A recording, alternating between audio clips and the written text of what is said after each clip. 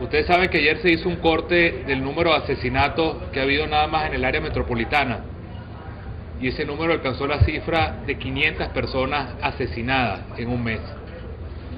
Cifra que supera incluso el trimestre que hemos vivido en el año 2008 de asesinatos, y que tiene una proyección en municipios, como por ejemplo el municipio Sucre, de 1000 muertos debido a la violencia que está sucediendo en Venezuela.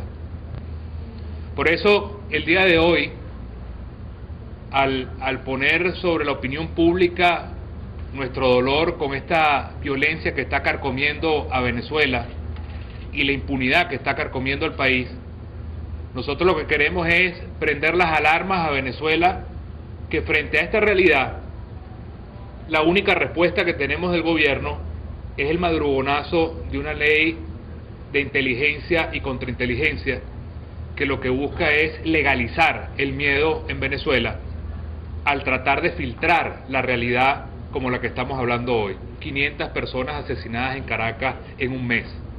¿Por qué? Porque a partir de esa ley, que ya está publicada, cualquier información que se considere contraria al interés nacional puede llevar como resultado que el medio de comunicación o el periodista o el ciudadano sea procesado judicialmente y que sea castigado con cárcel. Porque es una ley que lo que busca es simplemente sembrar en las comunidades y en nuestro pueblo el miedo para que la gente se convierta simplemente en soplones de quien está hablando mal del gobierno. Y mientras tanto, la violencia se sigue carcomiendo al país.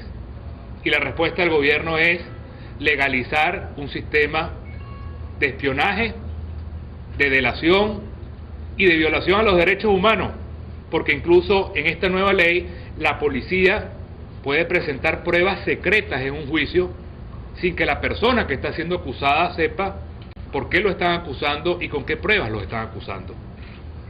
Por eso es importante que nosotros como país reaccionemos, y por eso Primero Justicia esta semana va a realizar una serie de protestas frente al Ministerio del Interior y Justicia, porque no es posible que tengamos un ministro que se dedica más tiempo a meterse en los rollos con la guerrilla colombiana para defenderlo que a salvar el problema de la inseguridad en el país. Porque no es posible que tengamos un ministro del Interior que ayer mismo en Caracas, en Lídice, un trabajador salió a comprarle unas medicinas a su hija y lo mataron a baleado para robarle el dinero, y eso no es importante, porque lo importante es crear una ley para convertir a la sociedad venezolana en una sociedad de espías y de miedo.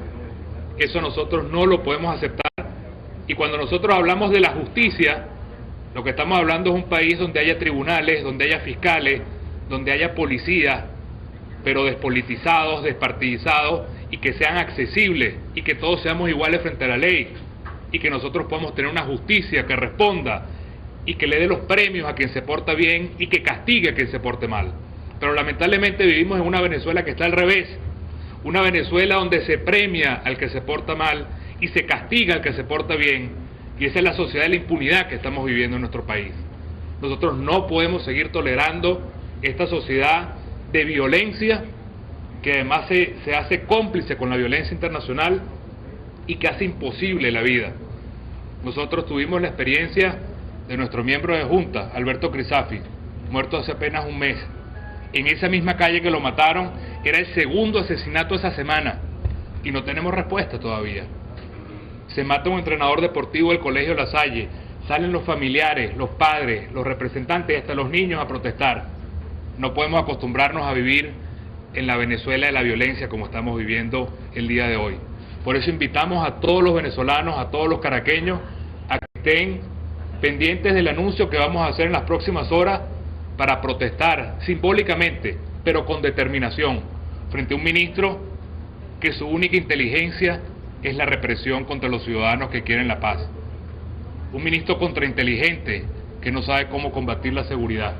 Un ministro que está más pendiente de la guerrilla que de la inseguridad en Venezuela. No puede haber seguridad nacional, ministro, si no hay seguridad personal en Venezuela. Métase eso en la cabeza, contrainteligente.